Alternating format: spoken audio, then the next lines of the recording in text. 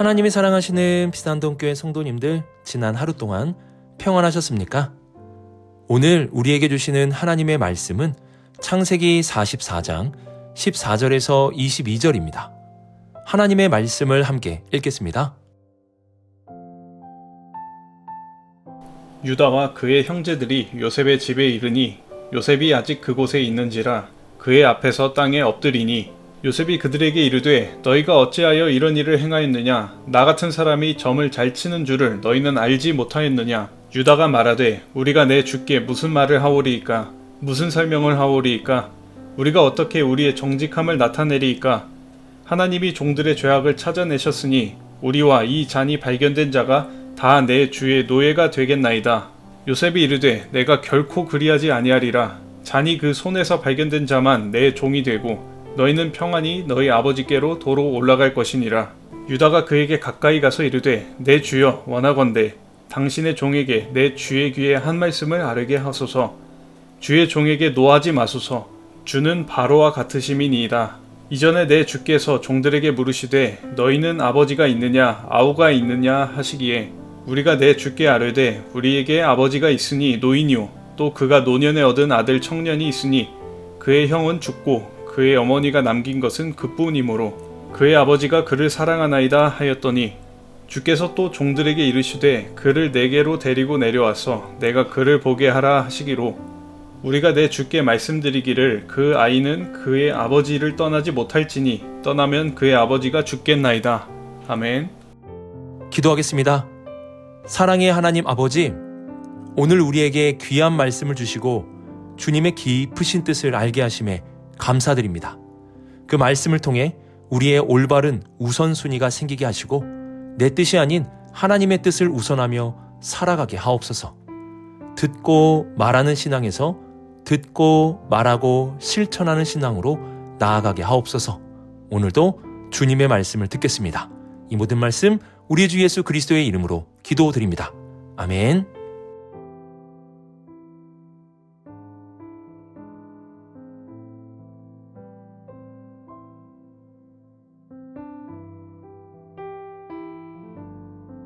(14절을) 보시면 성경은 유다와 그의 형제들이 요셉의 집에 이르렀다 라고 말씀합니다.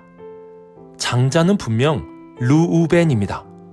통상이라면 르우벤과 그의 형제들이라 해야 자연스럽습니다. 그런데 본문은 서열을 뒤집어 유다를 대표로 세웁니다. 이것은 우연한 문장의 선택이 아닙니다. 하나님께서 야곱의 아들들 가운데 유다를 대표로 드러내시는 주권적인 행위를 보여주는 것입니다.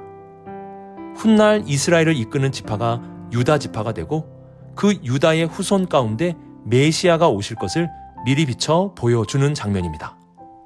그러면 왜 유다일까요? 혹시 유다가 다른 형제들보다 더 의롭고 더 뛰어났기 때문일까요? 성경은 그렇게 말하지 않습니다. 오히려 유다는 요셉을 노예로 파는 일에 주도적으로 관여했고 다말 사건에서는 가나안 문화의 풍속과 자기 욕망에 휘둘린 사람으로 드러나고 있습니다. 공로와 도덕적 우월로 따진다면 유다에게 특별히 내세울 것이 많지 않습니다. 그럼에도 하나님은 유다를 세우셨습니다. 그렇다면 왜 12명의 형제들 중에 유다일까요? 여기서 우리는 하나님의 은혜로운 주권을 보게 됩니다. 사실 이러한 은혜로운 주권은 에서가 아닌 야곱을 택하신 일에서도 나타납니다. 하나님은 야곱이 더 나아서 선택하신 것이 아니었습니다. 그의 인생을 보면 속임수와 비틀림이 가득합니다.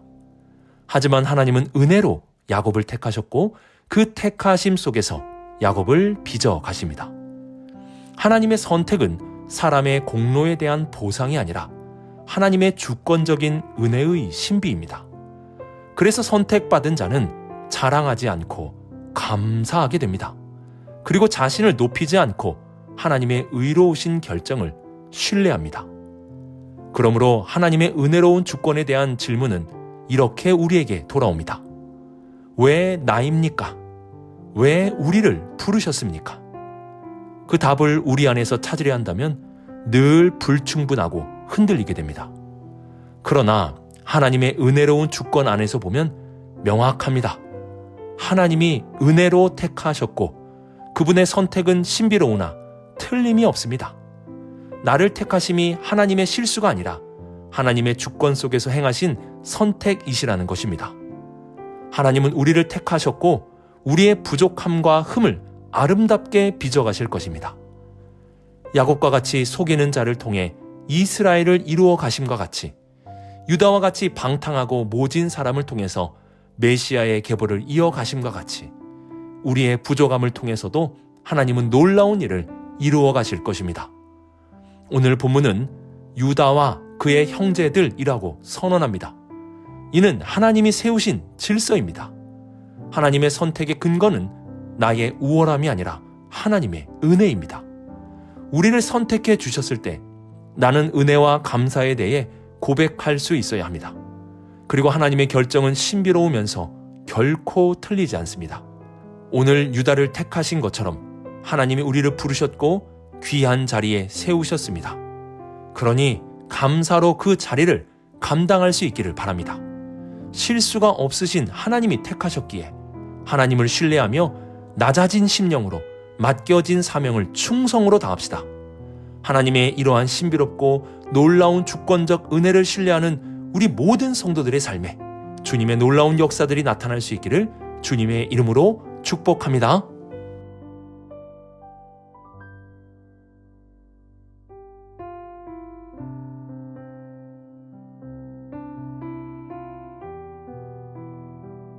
(16절에서) 유다는 하나님이 종들의 죄악을 찾아내셨나이다 라고 고백합니다.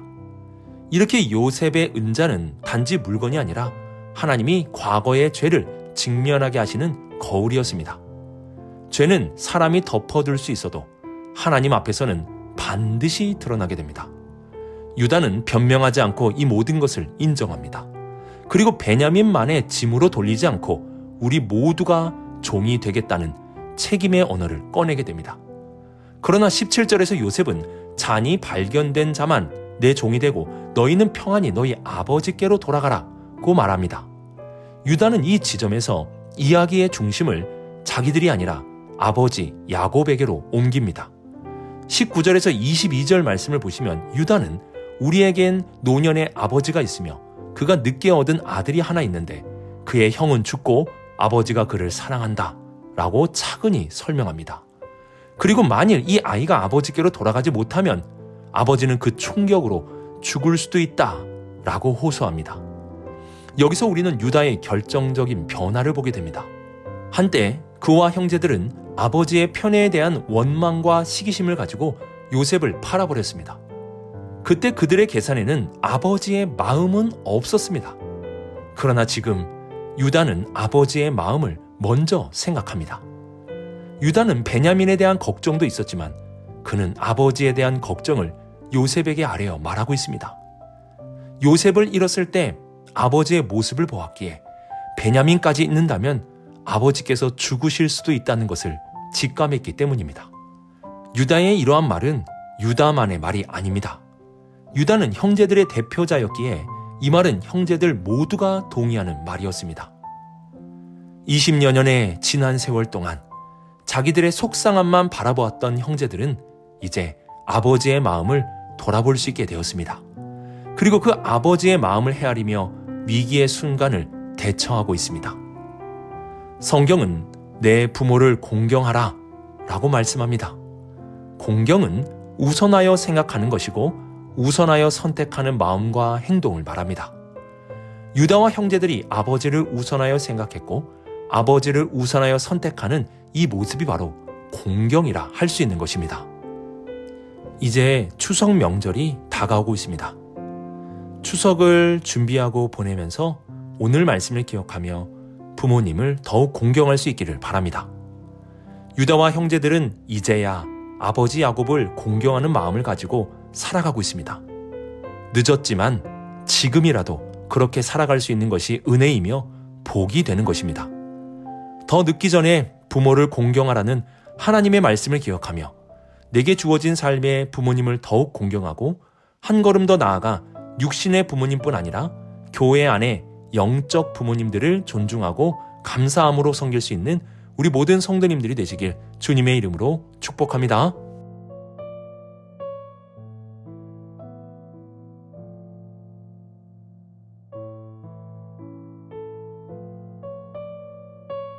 유다는 과거에 요셉을 팔아버리는 일에 깊이 관여했습니다.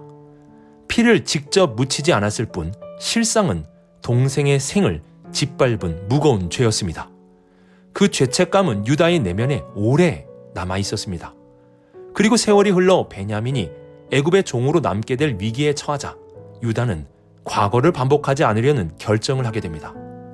그는 말로만 우리가 죄인입니다 에서 멈추지 않고 내가 책임을 지겠습니다 라는 자세로 나아갑니다. 아버지에게도 내가 그를 보증하겠다 라고 약속했고 지금 이 자리에서도 그를 두고 떠나지 않겠다는 태도로 서 있습니다. 여기서 우리는 회개와 책임의 관계를 배우게 됩니다. 죄와 용서하는 길에는 내가 지은 죄에 대한 책임이 있어야 합니다. 하나님은 그 죄를 덮지 않고 죄를 드러내셨고 그 죄에 대한 책임까지 요구하십니다. 우리가 받는 하나님의 용서의 은혜는 입으로만 이루어지는 것이 아닙니다. 내가 진정으로 죄인이고 나의 죄로 인하여 누군가가 아픔을 겪게 되었다면 그 죄에 대한 책임까지도 질 수 있어야 하는 것입니다. 하나님은 우리의 회개에 대한 진정성을 보시는 분이십니다. 그 진정성은 입에서만 나오는 것이 아닙니다. 진정성은 나의 죄에 대한 책임을 지려는 행동, 그 행동 속에서 인정될 수 있는 것입니다.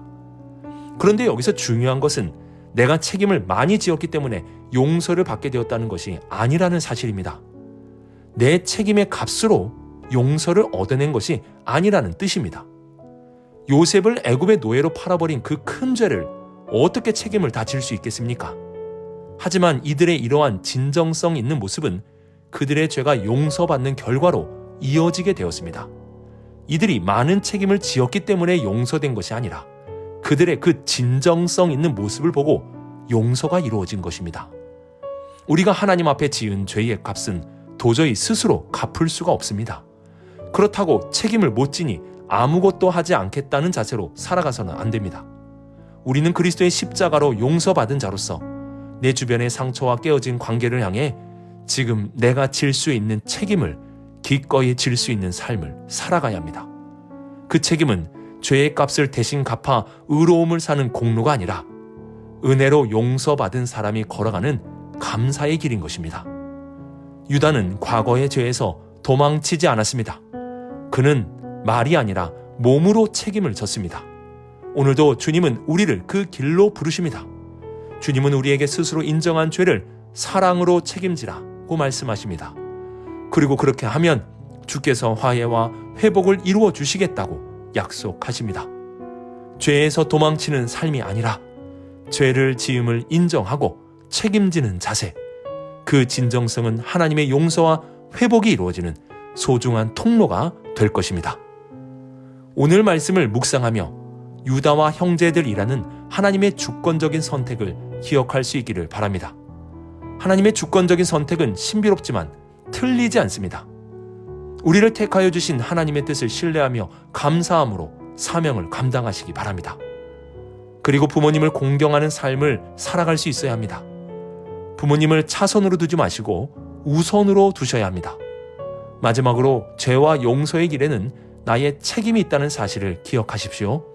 부족하지만 책임을 지려는 그 자세 속에 진정성이 있게 되고 하나님은 그 진정성을 보시고 우리의 죄를 용서해 주십니다.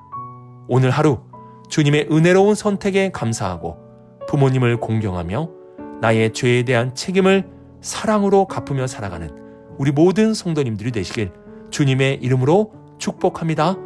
기도하겠습니다. 사랑의 하나님 아버지, 우리를 택하여 주심에 감사드립니다. 주님은 실수하지 않으시는 분이시기에 주님의 택하심을 신뢰하고 감사하며 충성함으로 살아가는 우리 모두가 되게 하여 주옵소서. 내 부모를 공경하라는 말씀에 순종하여 부모님을 우선으로 두며 살게 하시고 나의 죄에 대한 책임을 사랑으로 지며 살아갈 수 있는 우리 모두가 되게 하여 주옵소서. 이 모든 말씀 하나님의 아들 우리 주 예수 그리스도의 이름으로 기도드립니다. 아멘.